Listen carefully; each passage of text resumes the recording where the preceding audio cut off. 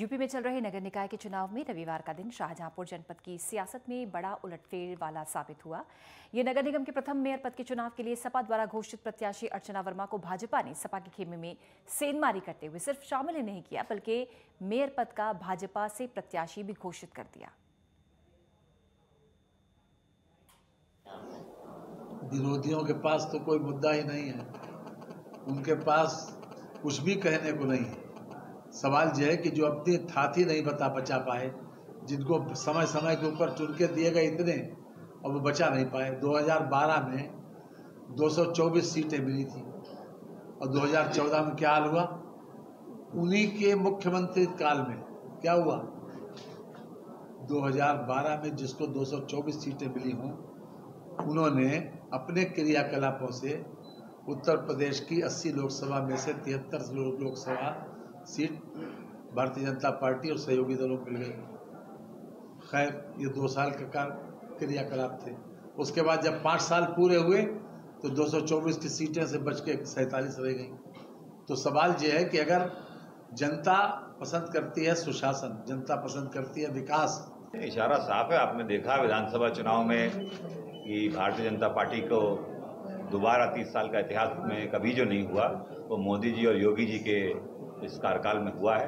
दोबारा उत्तर प्रदेश में सरकार बनी और आज शाहजहांपुर के लिए एक राजनीति में मैं समझता हूँ बहुत ही एक मील का पत्थर है, जहाँ अर्चना वर्मा जी का मैं स्वागत करता हूँ और धन्यवाद देता हूँ भारतीय जनता पार्टी के नेतृत्व को, जिन्होंने अनुमति दी उन्हें पार्टी में आने के लिए। जनाधार भी बढ़ेगा और राम मूर्ति वर्मा जी जो इनके ससुर थे वो राजनीति में शाहजहांपुर में खासी प्रभाव और जनाधार रखते थे और उनका पीछा है और हम सब लोग पूरी भारतीय जनता पार्टी लामबंद है अर्चना वर्मा के साथ। और जो सपा ने सम्मान नहीं दिया उसका बदला जनता देगी और जवाब देगी इस चुनाव के।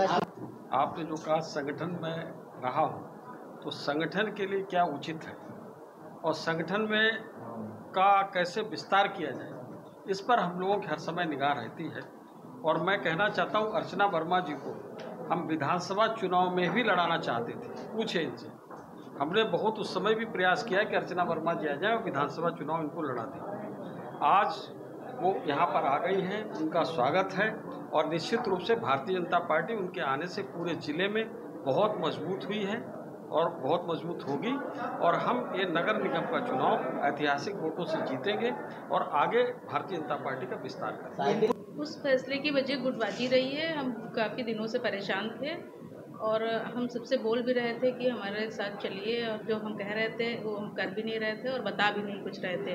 हम कुछ कह रहे थे कि शहर के लोगों को सूची दीजिए जिससे हम उनसे बात कर चुके, लेकिन उन्होंने हमें कोई भी चीज़ उपलब्ध नहीं कराई। इससे मैं बहुत परेशान हो गई थी और शीर्ष नेतृत्व का बहुत बहुत धन्यवाद भारतीय जनता पार्टी के, जिन्होंने मुझे सही समय पर सही रास्ता दिखा के अपने परिवार में ले लिया। इसके लिए मैं उनका तहे दिल से बहुत बहुत आभार और अभिनंदन करती हूँ। और मैं यहाँ पर आके सुरक्षित हूँ और मैं अपनी जनता की सेवा भी ठीक ढंग से कर पाऊँगी और भारत निर्माण का जो नारा है उसमें भी अपना सहयोग और हमारे समर्थक लोग भी उसमें सहयोग करेंगे।